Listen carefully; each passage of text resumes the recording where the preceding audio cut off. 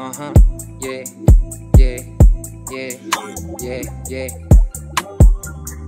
yeah, yeah, yeah, yeah, yeah. Pagpalad ko kumakate, malamang meron na namang paparating.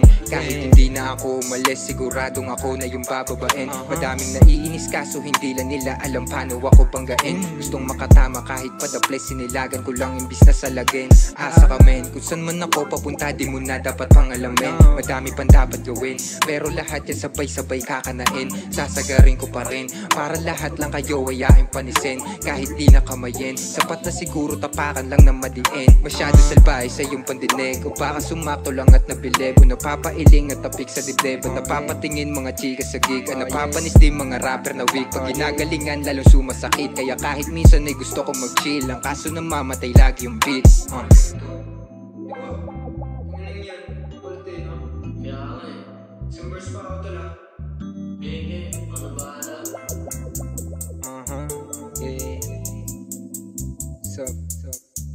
Sabi ng tropa ko para sa rap talaga ako, kaya ako pinanganak. Kaya ginagalingan ko palalo hanggang maging susi ko sa pagangat. Makakatikim ng balato walang iba kung hindi ang aking kapangkat. Buhatin ang dapat buhatin hanggang sa lahat mahila paakyat. Yeah, 8th Street papunta ng top dog, kasapawan yung iba na parang top load. Real hip hop tawagin mo ko rap lord, katotohanan sapat sa mukha para nag-top board.